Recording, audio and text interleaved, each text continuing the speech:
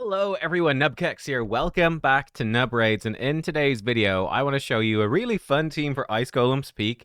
I was mentioning in one of my Faction Wars Hard videos the other day that I'm not using Artak for this dungeon anymore. So what am I using? Well, believe it or not, we've obviously got kind of an OP enemy max HP damage team, but one of the OG epics in the game has returned for, with good luck, and if you're running especially unlimited frames per second, potentially a sub 1 minute farm, 100% successful. Actually put super raids on of Ice Golem Hard. And here we go. This is the team. Let's actually press play. Let's grab our scrolls and let's go. Maneater, he is the epic coming in to show everyone what's what. And yeah, I mean, it certainly might inspire you with some potential team ideas. I actually found a team like this on the Optimiser, and I've customized it a little bit. And yeah, bringing in, it's just an opportunity. And I always take an opportunity like this to show off at my amazing cock. Because here he is. And as you can see, boom, Gallius, is he necessary? No. But he absolutely rips through those waves, which is really cool. He gives some self-increased defense on wave 1. Now he can do that after his buff. And then on wave 2, he actually gets increased defense from Marius, which is sick. But here you go. You can see the idea of the Maneater. And Maneater is crucial for this, guys. So is Marius. The others are quite replaceable. Actually, lots of alternatives. I'd say, funny enough, the two most important... There, was that a new record? No, not quite. Close, though. But the two most important champs are Marius, and the most important is Maneater. Let's go again so you can see it again. Why is Maneater so important? What is the crucial thing that he does? Well, it is a unique combination of buffs. Unkillable and block debuffs. Because what does the Ice Golem do when you start nuking? He starts doing his retaliation hits when you bring him. Oh no, we're slightly slower this time. You fail me. The giant cock has failed. Yeah, whenever we bring him below those HP thresholds, he smacks us for massive damage. Like you see right there, we're getting hit for like 200,000 damage. Very difficult to survive against that. There we go again, 200,000. What can we do? I mean, we could put out the decreased attack and we could do some shenanigans, but by far the easiest way to survive is with that unkillable. Ooh. Man, if we hadn't messed up wave 2, that would have been fast. The unkillable buff is what brings you through and is so effective. But he also freezes you. He's got a really high chance to freeze you, so you really need block debuffs to not get frozen. Hi, Marius getting frozen on wave 1. Oh no, the giant cocky's failing us in multiple ways. We're still going to smash through. Yeah, Gallius is definitely replaceable. He's in here for fun. I initially thought that he'd be perfect because in his Form 1, he's got counterattack. He's got enemy max HP hits. It's really effective. And maybe we could make it work if we made him faster than the Maneater. That might actually work if he was our fastest champion. But it's kind of a little bit awkward to set up the speed tune, basically.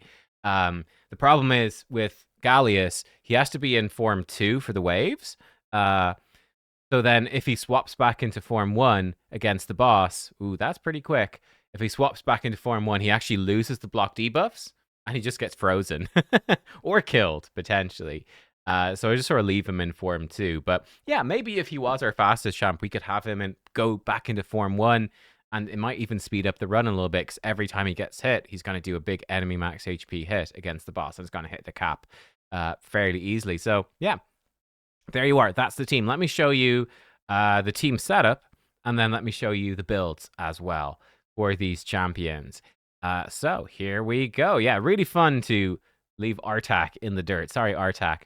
So for Marius, and these stats here will include the Great Hall. I'll show you them, the area bonuses. I've got maybe a couple, but they were quite Artak focused, quite defensive. So he's just going to open with his A2 on wave 1. In fact, he doesn't even need to do this.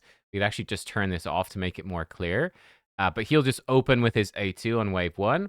On wave 2, he'll do one A3, and then he'll do an A1. That's important. The extra turn here is just going to help him to cycle back to his A2. Then against the boss, he's just going to priority on his A2. We don't want him to take the extra turn. As I said, the extra turns will just make you outrun unkillable and block debuffs.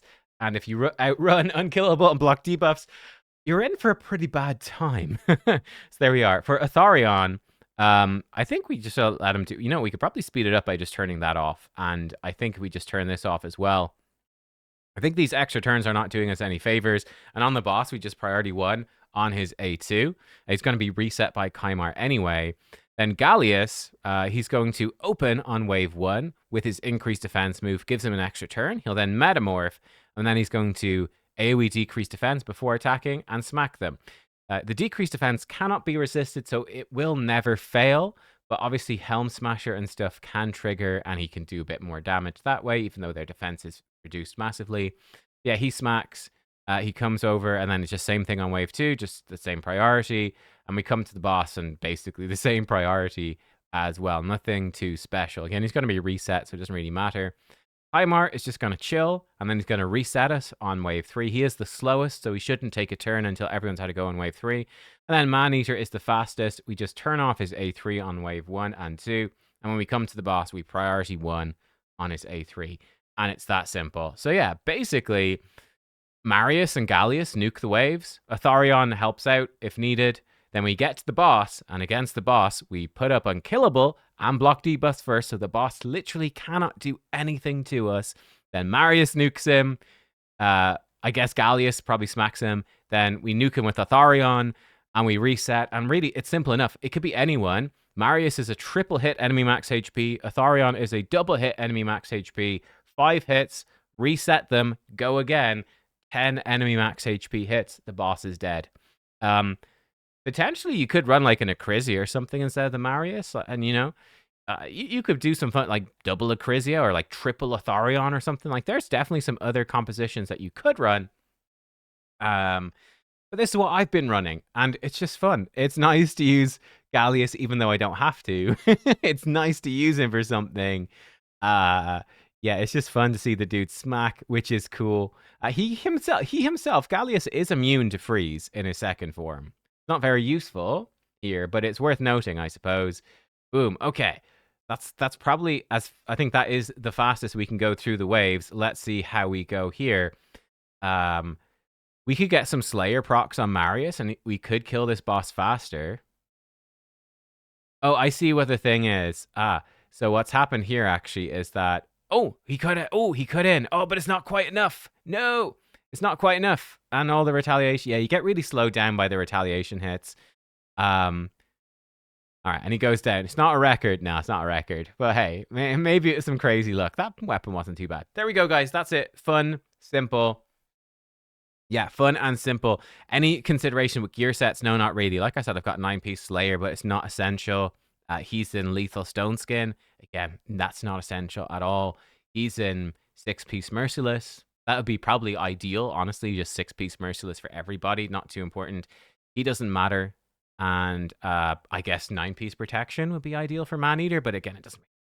And there you go. That's it. Thank you for watching. I'll see you next time. Goodbye.